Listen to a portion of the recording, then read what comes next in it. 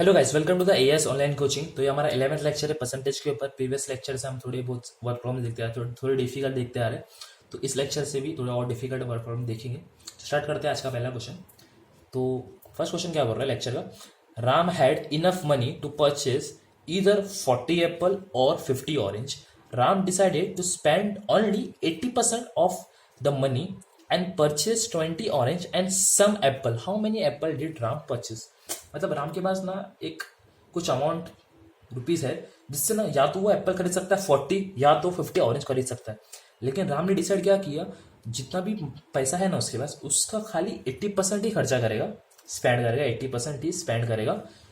जिससे ना उसने 20 ऑरेंज तो लिए 80% के खर्चा करके, और सम एप्पल लिए। तो वही पूछे कितने एप्पल उसने राम ने लिए। क्लियर?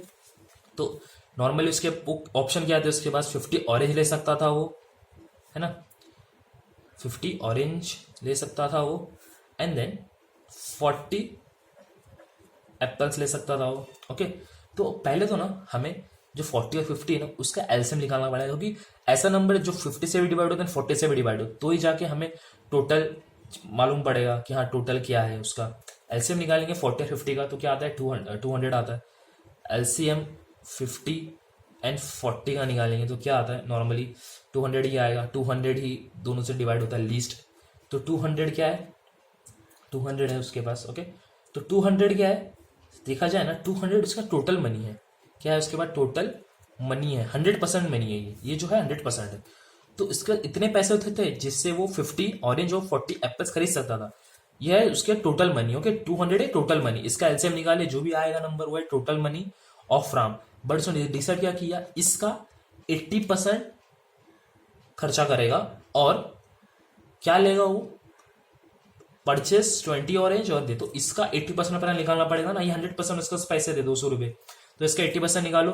200 का 80% अपॉन 100, 0000 गॉन। तो यहाँ पे क्या बचा, 160 रुपीज। ये 160 रुपीज जो है वो क्या है, ये 80% है। 160 रुपीज क्या है, ये 80% है। ओके, बराबर। अब ये 160 रुपीज खर्चा करके उसने क्या किया, 20 ऑरेंज और सम एप्पल ली। तो अब 20 एप्पल तो लिए, 20 ऑरेंज तो लिए, बट कितने एप्पल लिए वो बताना है। तो पहले एग्जैक्टली एक ऑरेंज और एक एप्पल का प्राइस हमें निकालना पड़ेगा। ओके, तो फॉर 1 ऑरेंज, तो 1 ऑरेंज के लिए देखो उसने इतना स्पेंड किया, इतना अमाउंट क्या किया उसने, स्पेंड किया, है ना। तो टोटल देखो, पहले सबसे पहले अपन क्या करेंगे, टोटल अमाउंट कितना है था उसके पास, 2000 था, सॉरी 200 था। उसमें से अगर, क्योंकि ये तो यही पैसे से वो दोनों चीज खरीद सकता था ना पूरी, या तो 50 ऑरेंज खरीद सकता था, तो 40 एप्पल खरीद सकता था। तो 1 ऑरेंज के लिए क्या करेंगे, 200 अपॉन 50, तो क्या आ जाएगा, एक रेट आ जाएगा इसका, 4 रेट है, 1 ऑरेंज का रेट है 4, और फॉर 1 एप्पल का रेंज है 200 अपॉन 40, तो यहाँ पे क्या है, 5 रेट है इसका। अब 200 क्यों ली, क्योंकि पहले बोला था कि इसके पास इतने पैसे थे इनफ, जिससे ये या तो ये खरीद सकता था। तो ये जो इनफ जो है ना, इनफ ये जो बोला है ना यहाँ पे, इनफ मनी, एक्चुअल में इनफ मनी ये है, और उसका 80% उसके पास है 160। तो हमें एक ऑरेंज और एक एप्पल का पैसा निकालना है ना, कि एक ऑरेंज और एक एप्पल कितने का। तो इनफ मनी में से डिवाइड कर दो दोनों को, तो एग्जैक्ट एप्पल का और इससे नहीं करना, क्योंकि ये तो बाद में 80% निकालने के बाद उसने डिसाइड किया कि मैं 20 ऑरेंज लूंगा और कुछ एप्पल लूंगा।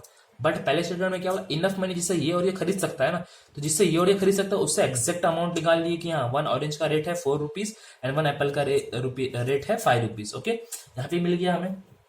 तो ओके, तो इसने क्या खरीदा है, देखो एक एक रेट तो मिल गया, बट फॉर, और इसने क्या खरीदा, ऑरेंज खरीदा ना 20, इसने क्या खरीदा, ऑरेंज खरीदा। तो ऑरेंज इसने कितने खरीदा, 20 ऑरेंज खरीदा। ओके, तो बट एक ऑरेंज का रेट क्या है, 4 रुपीज। तो 20 इंटू 4 करेंगे तो क्या आ जाएगा, 80 रुपीज इसने पहले खर्चा कर दिया। 160 में से 80 रुपीज ने खर्चा कर दिया ऑरेंज लेने में। ओके, और बचे उसके कितने, रिमेनिंग 80 रुपीज बचे, तो उसमें से उसने एप्पल लिया, कितने एप्पल लिया वो जानना है हमें। ओके, तो 160 में से 80 माइनस करो तो क्या बचता है, 80 रुपीज ही बचे उसके पास रिमेनिंग, बराबर। अब एप्पल, कितने एप्पल लिया रहेगा उसने, तो रिमेनिंग 80 रुपीज है। एप्पल, एक एप्पल कितने रुपए का, 5 रुपीज का है, तो एप्पल कितना आएंगे, 16 एप्पल आएंगे ना, डिवाइड करेंगे तो 5 1 5 6 30, तो कितने एप्पल आए उसके पास, 16 एप्पल्स आ गए, तो आंसर क्या है 16 एप्पल्स। ओके क्लियर, कुछ डाउट नहीं, कुछ डिफिकल्टी नहीं, सब सिंपल। ओके प्रैक्टिस चाहिए, टेंशन मत लो, ये डिस्क्रिप्शन में पूरे क्वेश्चन डाल दूंगा। ओके तो मिलते हैं, तो देखते हैं अभी नेक्स्ट क्वेश्चन क्या है। ओके गाइस नेक्स्ट हम देखते हैं, नेक्स्ट हम क्या हो रहा है, the Australian cricket team played 25 T20 match in the particular season of the year and won 40% of the match 40% of the match. Team wanted to success rate of 75% of the match played by the end of the year. What is the minimum number of addition match that should be played and achieve the target? Okay, देखो सबसे पहले तो ना Australian team ने 25 match खेले, सबसे पहले तो ओके 25 मैच खेले, 25 मैच का जो सक्सेस रेट है वो क्या है 40% है। ओके ये उनका सक्सेस रेट है 40%, बट ऑस्ट्रेलियन टीम को क्या चाहिए, रेट 70% चाहिए। ओके है अभी 40%, बट टीम को चाहिए 70% का सक्सेस रेट।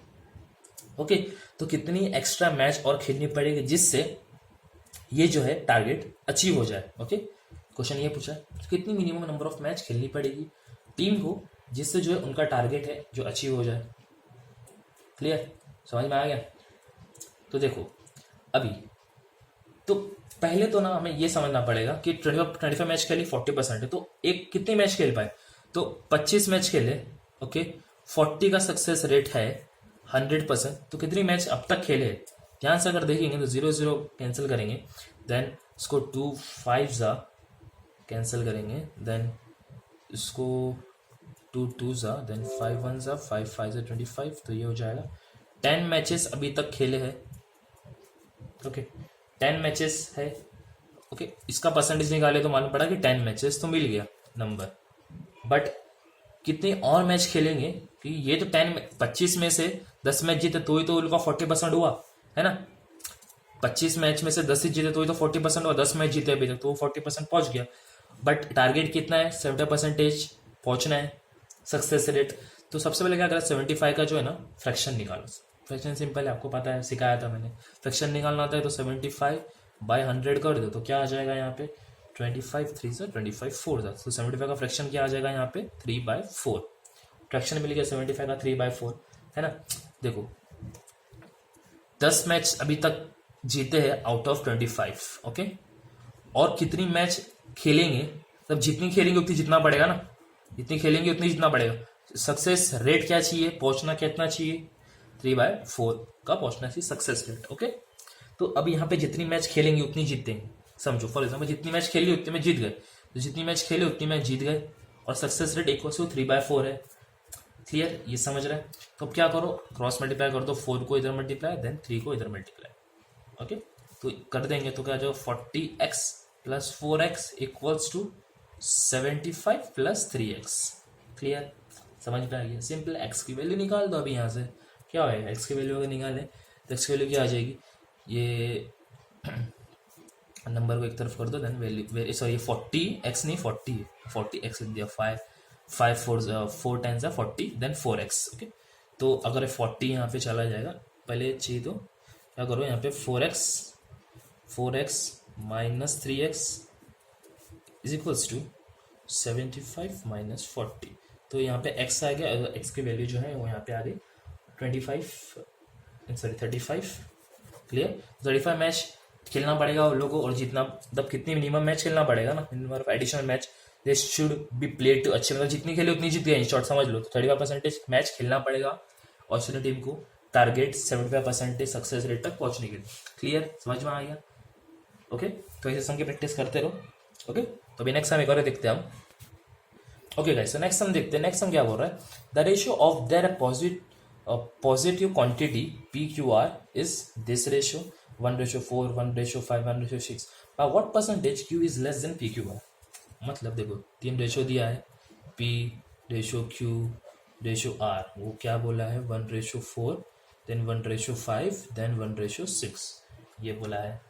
ओके समझ में आ गया। तो क्वेश्चन क्या पूछ रहा है कि Q कितना लेस है जब P और Q को ऐड करेंगे, मतलब P और Q जब Q कितना कम होगा P + आर के एडिशन के बाद कितना परसेंटेज लेस होगा, ये पूछा है।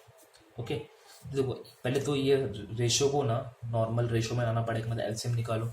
एलसीएम निकालेंगे किसका, 4, 5 और 6 का, तो क्या आएगा, 60 आएगा ना। इसमें 60 आता है पहले, इसमें और लिस्ट एलसीएम मतलब लिस्ट कॉमन मल्टीपल, तो सबसे छोटा नंबर यही है जो सब में आता है। ओके, लिस्ट 60, तो यहाँ पे 60 लाने के लिए मैं मल्टीप्लाई करूँगा 15 से, ऊपर नीचे 15 से, देन यहाँ पे मैं 12 से करूँगा, देन ऊपर नीचे 10 से करूँगा, तो नीचे वाला 60 आ जाएगा। तो क्या बन जाएगा रेशो अपना 15 ratio 12 sorry ratio then 10। Okay, तो Q जो है PQR, तो ये P है, देन ये Q है, देन ये R है। Q की वैल्यू क्या है 12, and then P plus R जो है अपना वही 25, 10 प्लस 15 25, तो कितना परसेंट ज़्यादा है वो पूछा है, मतलब कितना परसेंट लेस है वो पूछा है। ओके, तो इनिशियल फाइनल कितना परसेंट लेस है पता है ना, लेस है मतलब फाइनल माइनस इनिशियल अपॉन, मतलब कितना सॉरी ये कितना परसेंट लेस है, कंपेयर किससे कर रहा है, वो कंपेयर कर रहा है इससे, मतलब जिससे भी कंपेयर होता है हमें वो लिखना पड़ता है ना, याद है ना, परसेंटेज डिक्रीज परसेंटेज इंक्रीज, तो अभी कंपेयर किससे कर रहा है, Q is less than P plus R, less than ये कंपेयर जिससे कर रहा है उसी को वही नीचे आएगा, जिससे कंपेयर होता है वही नीचे आता है ना, बेस बनता है, कंपेयर इससे हो रहा है, तो P प्लस R यहाँ पे आएगा 25, clear, then into 100, simple, clear, तो यहाँ पे 25 माइनस 12 करेंगे तो यहाँ पे आ जाएगा 13/25 इंटू 100। ओके, 25 वन सा देन 25 4 सा, यहाँ पे आ जाएगा 13 इंटू 4, 13 इंटू 4 हो जाता है 52% जो है Q लेस है as compare to P plus R। Okay, समझ में आ गया, आई होप आपको समझ में आ गया होगा ये एग्जाम्पल। ओके, तो क्योंकि ये देखो ये जो पार्ट है ना इनिशियल ये 25 क्यों है, क्योंकि देखो ना बोल रहा क्या है कि what percentage Q is less than P plus R, तो डिनोमिनेटर में वही आता है ना जो जिसे कंपेयर कर रहे हैं, तो 25 ये देखो बड़े से छोटा माइनस 25 माइनस 12 के बराबर, ये तो क्लियर है। अब डिनोमिनेटर में 25 क्यों लिखी, कंपेयर Q किससे कर रहा है, P प्लस R से कर रहा है ना कंपेयर, तो जिससे कंपेयर करता है वही डिनोमिनेटर में आता है। ओके, तो पहले जो 3-4 लेक्चर थे इसलिए बोल रहा हूँ कि वो इंपॉर्टेंट है, उसको समझना बहुत इंपॉर्टेंट है, वो समझ जाएगा तो सब चीज़ समझ जाएगी, तो थोड़ा थोड़ा चेंजेस ही आता है। ओके, क्लियर, आई होप आपको समझ में आ गया होगा।